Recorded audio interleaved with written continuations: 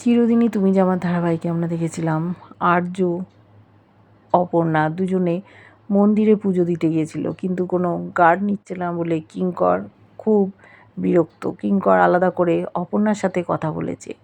অপর্ণা বলেছে এরকম ভুল আর করবে না। বাড়িতে পৌঁছতে যেতে চাইছিল আর্য স্যার অপর্ণাকে। সবাই টিটকিরি করছে। এক এক দিন অপর্ণা এক একটা লোকের সাথে গাড়ি থেকে নামে। সেই জন্যই বাড়িতে পৌঁছে দিতে যাচ্ছে আর্য স্যার, যাতে ওর বদনাম না হয়। এদিকে মীরা ওদের বাড়িতে চলে গেছে, কিছু উপহার নিয়ে পৌঁছেছে। অপর্ণার পরীক্ষা চলছে, কাজু, তারপর ভালো ভালো খাবার দাবার নিয়ে এসছে অফিসের তরফ থেকে। এটা উপহার। আসলে জানতে এসছে নীলের সাথে বিয়ে দিচ্ছে কিনা। ওরা বলছে আপনাদের মতো লোক হয় না, আপনারা আমাদের মেয়েটাকে এত ভালোবাসেন। ওর মা অজান্তেই বলে দিয়েছে যে নীলের সাথে অপর্ণার বিয়ের ব্যবস্থা করছে। খুশি হয়েছে মীরা। তখন জানতে চেয়েছে ওর মা বাবা কোথায়। বলেছে মীরা ওর মা বাবা তো ছোটোবেলায় মারা গেছে, এক জেঠু বা কাকুর কাছে থাকে। ওর গার্জেন বলতে আর্যর সাথেই আপনারা কথা বলতে পারেন। কিন্তু নীল আবার অন্যরকম কথা বলেছিল, ওর মা বাবা আছে বলেছিল। দুজনের কথার কোনো মিল নেই।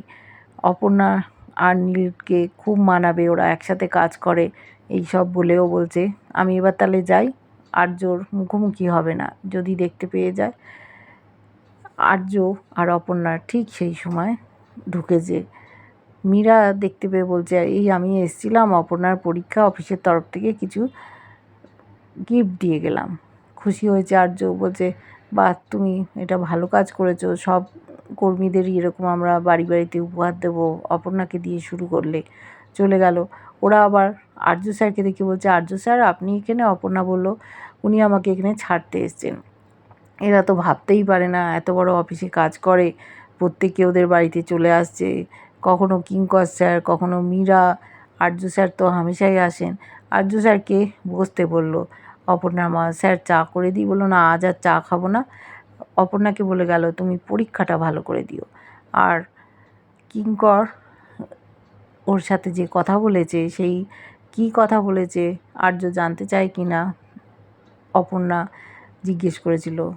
আর্য স্যার বলেছে দেখো আমি তোমায় বিশ্বাস করি, কিঙ্করকেও বিশ্বাস করি, তাই ওর সাথে তোমার কি কথা হয়েছে আমি সেগুলো শুনতে চাই না। অপর্ণা চুপচাপ ছিল। তারপর আর্য যে পৌঁছতে এসছে ওর সম্মানের জন্য, সেই জন্য খুশি হয়েছে। আর্য স্যারকেও বলেছে আপনি সাবধানে থাকবেন। চলে গেল। ওদিকে মীরা গাড়িতে উঠতে যাচ্ছে, কিঙ্কর সামনে এসছে। এসে বলছে যে দেখো আমি যা বুঝলাম নীলের সাথে বিয়ে দিতে চাইছে অপর্ণার, আমি আরও উস্কে দিয়ে এলাম, দেখি কি হয়। এবার ওদের বিয়েটা হয়ে গেলে ব্যাস আমাদের প্ল্যান সাকসেস। একটা অদ্ভুত হাসি হাসলো কিঙ্কর, কিছু বলল না। বলছে দেখো আর্য এসছে এখানে, তুমি কি তার জন্য অপেক্ষা করছো? বললো আমি আর্যর মুখোমুখি হতে পারবো না, আমি বেরিয়ে যাচ্ছি। এবার আর্য কিঙ্কর সকলেই চলে গেল। বাড়িতে হঠাৎ ঘুমোচ্ছে। ঘুমোতে ঘুমোতে আর্য স্যার একটা দুঃস্বপ্ন দেখেছে। সেই স্বপ্ন দেখছে অপর্ণাও ঘুমের ঘোরে। একটা পাগল মতো লোক, যাকে ওরা আগেও দেখেছে, ছুটতে ছুটতে আসছে, অপর্ণাকে তাড়া করছে। বলছে যে আর্য স্যারকে তুমি যে এত ভালোবাসো, পেছন পেছন ঘুরছো, এই লোকটা মুখোশধারী, মুখোশের আড়ালে একটা শয়তান আছে। কিন্তু অপর্ণা বলছে না এটা হতে পারে না। ও দৌড়চ্ছে, বলছে এটা মিথ্যে কথা। বললো আমি মিথ্যে কথা বলছি? একদম মিথ্যে কথা বলছি না। ইট দিয়ে মারতে আসছে। ঘুম ভেঙে গেছে ওদিকে আর্যর, এদিকে অপর্ণার। চমকে উঠে পড়েছে। আর্য বলছে না এটা হতে পারে না। সিঁড়ি দিয়ে নেমেছে, সেই সময় মাকে দেখতে পেয়েছে। দুটো কাজের মহিলা ছিল। বলছে কি হয়েছে আর্য, তুমি এইভাবে নেমে আসছো কেন? ধরেছে। আর যারা ছিল তারা বলছে আর্য স্যারের মুখটা দেখে কেমন লাগছে, জল দেবো? বলছে তোমার কিচ্ছু হয়নি। আর্য যে যে কোনো দুঃস্বপ্ন দেখেছে বুঝতে পেরেছে ওর মা। বলছে তোমার কি হয়েছে বলো, তোমার সব কথা শুনবো। সিঁড়িতে বসে পড়েছে। বলছে চলো, এখানে না, তুমি ঘরে চলো। ঘরে নিয়ে গেছে ওর মা। এদিকে অপর্ণাও অস্থির হয়ে গেছে। ওর বাবা বলছে কি হয়েছে অপু? তখন বলছে তুই কি নিশ্চয়ই একটা ভুলভাল স্বপ্ন দেখেছিস। কি কী দেখেছিস বল? জানলার দিকে তাকিয়ে দেখছে জানলাটা পর্দাটা নড়ে উঠেছে। ভাবছে কেউ কি দাঁড়িয়ে ছিল ওখানে? ভয় পেয়ে গেছে খুব। ওর মাও জেগে গেছে, বাবাকে জড়িয়ে ধরেছে, বলছে ভয় পাস না। ওর মা বলছে এই তো অষ্টমী তিথি চলে গেল, আবার তোর কি হলো? বলছে আমার কোলে মাথা রেখে তুই শো, ছোটোবেলার মতো আমি ঘুম পাড়িয়ে দিচ্ছি। তারপর বলছে তুই চোখ বড় বড় করে তাকিয়ে আছিস কেন, ঘুমো। ওর বাবা বলছে তুমি চুপ করো, ও আস্তে আস্তে ঘুমিয়ে পড়বে। তারপর ও ঘুমিয়ে গেল। ওদিকে আর্য স্যার অস্থির হয়ে ঘরে গেছে। ওর মা বোঝাচ্ছে, বলছে মা আমি যখন এই ঘরটায় আসি একদম একা, আমার ভালো লাগে না। আমি আঁকড়ে ধরতে চাই কিন্তু আঁকড়ে ধরতে পারছি না, সব যেন আমার হাত থেকে বেরিয়ে যাচ্ছে। বলছেন আমি কথা দিয়েও কথা রাখতে পারছি না। বলছে আর্য তুমি কাউকে কথা দিয়েছো? কাকে বলো? আমি তোমার সব কথা শুনবো। কিন্তু আর্য সব কথা প্রকাশ করছে না। ওর খুব ভয় হয়েছে, যেন হাত থেকে সব বেরিয়ে যাচ্ছে, আপনজনেরা চলে যাচ্ছে, এইভাবে আর থাকতে পারছে না। বলছে কোনো ভয় নেই, কিচ্ছু হবে না, এই তো আমি আছি, কোনো চিন্তা নেই। কী যে ওদের জীবনে ঘটেছিল অপর্ণা আর আর্যর, অতীতে হয়তো কোনো ঘটনা ঘটেছিল। অপর্ণা ওর মাকে বলতে শুনছে, ওর মা বলছে ওর বাবাকে যে সারা জীবন তোমাকে এইভাবেই আমি জ্বালিয়ে যাব। দুজনের দুরকম কাজ ওরা বেছে নিয়েছে। রান্না করছে ওর বাবা, ওর মা দোকান সামাল দিচ্ছে। কিন্তু তবু দুজনের মধ্যে ঝগড়া ঝামেলা। বলছে সারা জীবন আমরা ঝগড়া করেই যাব। জানিস অপু, একজন লোক দরকার যার সাথে ঝগড়া গোলমাল করব আর এইভাবেই থাকবো।